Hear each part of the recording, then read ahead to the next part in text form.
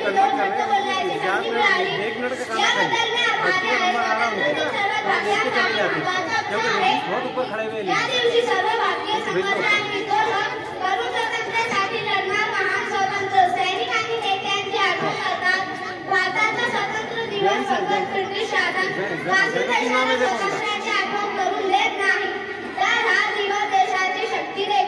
जगासमोर दाखवतो आणि संपूर्ण देशाची एकता जगासमोर मांडतो।